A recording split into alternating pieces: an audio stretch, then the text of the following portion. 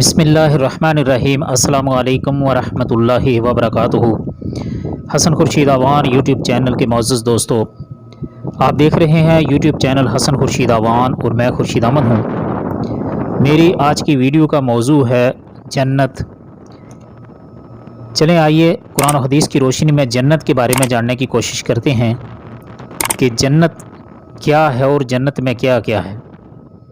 جنت مومنوں کا ٹھکانہ ہے۔ اس کی اینٹیں سونے اور چاندی کی ہیں، اس کا گارا مشک کا ہے اور اس کے سنگریزے موتی اور یاقوت کے ہیں، اس کی مٹی زعفران ہے۔ جنت کے 8 دروازے ہیں، اس کے ایک دروازے کی چوڑائی 3 دن کی مسافت ہے، لیکن اس کے باوجود وہ بھیڑ سے تنگ پڑ جائے گا۔ اس کے 100 درجے ہیں، ایک درجے اور دوسرے درجے کے درمیان آسمان اور زمین کے بیچ کا فاصلہ ہے۔ جنت کا سب سے اعلیٰ مقام فردوس ہے، وہیں سے جنت کی نہریں جاری ہوتی ہیں۔ اس کی چھت عرش الہی ہے، اس کی نہریں بغیر خندق کے بہہ رہی ہیں۔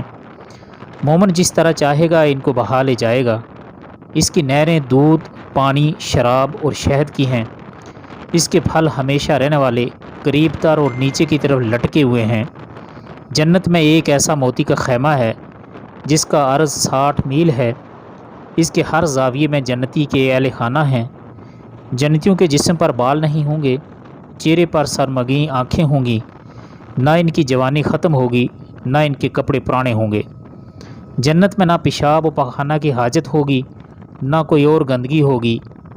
ان کی کنگھیاں سونے کی ہوں گی، ان کا پسینہ مشک ہوگا۔ ان کی بیویاں خوبصورت دوشیزائیں، ہم عمر اور خامدوں کی پیاری ہوں گی۔ جنت میں سب سے پہلے حضرت محمد صلی اللہ علیہ وآلہ وسلم اور دوسرے انبیاء علیہ السلام داخل ہوں گے۔ سب سے کم تر درجے کا جنتی وہ ہوگا جو تمنا کرے گا تو اسے جہاں اس کی تمنا ختم ہوگی اس کا 10 گنا زیادہ دیا جائے گا۔ جنت کے خادم ہمیشہ رہنے والے ایسے بچے ہوں گے جو بکھرے ہوئے موتیوں کی طرح دکھائی دیں گے۔ جنت کی اعلیٰ ترین نعمتوں میں سے دیدار باری تعالیٰ ہے، اس کی رضامندی اور اس میں دائمی قیام بھی ہوگا۔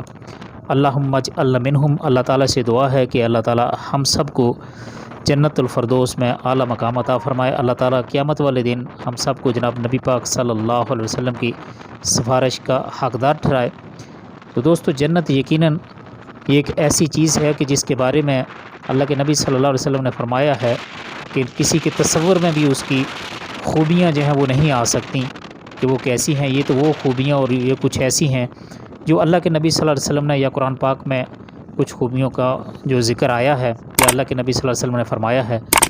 تو اللہ تعالیٰ سے دعا ہے کہ اللہ تعالیٰ ہم سب کو جنت کا حقدار بنائے۔ السلام علیکم ورحمۃ اللہ وبرکاتہ۔